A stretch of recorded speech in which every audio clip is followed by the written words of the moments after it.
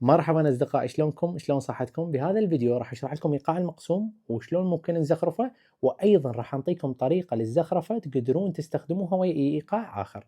قبل لا نبدا بالشرح، للي يحب يتعلم العزف على العود بطريقه اكاديميه وممتعه كذلك لا ينسى يسال على تفاصيل الدوره، تلقون الرقم بالوصف. طبعا قبل لا نبدا بشرح ايقاع المقسوم خليني اقول لكم هو شنو الايقاع وشلون يتكون. الايقاع هو عباره عن ضروب وتشكيل بين الدم الضربه القويه والتك الضربة الضعيفة، وكذلك الأس أي الصمت، يعني ماكو أي صوت بهذا الأس. شلون ما تركب هذول الثلاث نقاط راح يطلع وياك إيقاع مختلف. يعني إيقاع المقسوم إلى تركيبة معينة، إيقاع الملفوف إلى تركيبة معينة، وكذلك باقي الإيقاعات.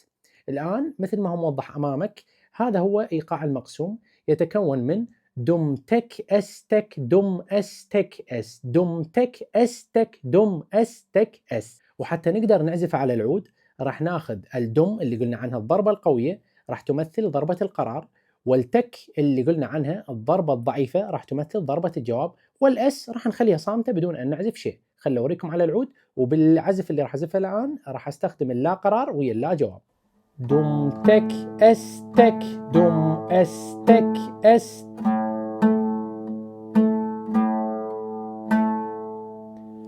الآن يا أصدقائي بكل بساطة ما أطولها عليكم ولا أدوخكم، راح أعطيكم طريقة لزخرفة هذا الإيقاع وتقدرون تستخدمون نفس الطريقة بزخرفة كل الإيقاعات. لاحظوا وياي الأس شلون احنا أخذناها صامتة ما عزفنا بها شيء. احنا ايش راح نسوي حتى نزخرف؟ الأس راح ناخذها عبارة عن نبضات ضربات يعني بالريشة أيضا، لكن شنو الفكرة؟ كل أس راح ناخذها ضربتين سريعات ها بتصاعد. يعني خلينا نعطيكم مثال، دم تك تا تا تك. لاحظتوا الأس هذه اللي هي دم تك أس تك، ايش سويت على الاس؟ سويت لها تتك اللي هي هابط صعد انطيتها. على اللا جواب ايضا طبعا الاسات ضربات الاس راح ناخذهم ايضا على اللا جواب، يعني فقط الدم ناخذها بالقرار. فصار عندي دم تك اس تك، قلنا الاس راح نعطيها هابط صاعد يعني تتك، فصار عندي دم تك تتك دم تك تتا. لاحظوا شلون صارت اثنين، دم تك تتك دم تتك تتا. لاحظتوا كل اس شنو انطيته؟ انطيته عباره عن ضربتين سريعات، يعني الزمن ضاعفته بالاس فقط.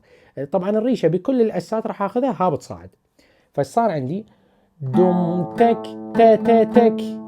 لاحظتوا دم تك تتك دم تتك تتا دم تك تتك دم تتك تتا.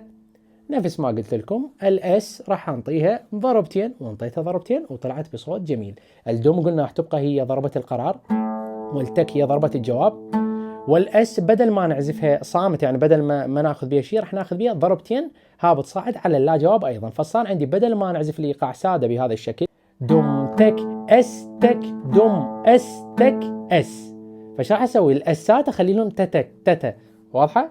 دم تك تتا تك دم تتا تك تتا.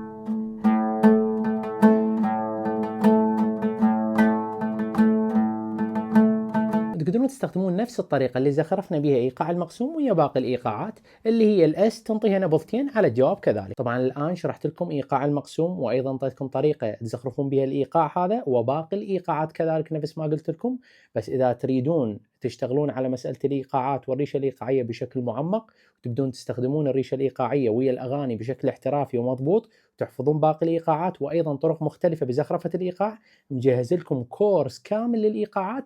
إذا حابين تعرفون التفاصيل نفس ما قلت لكم الرقم بالوصف. باي باي.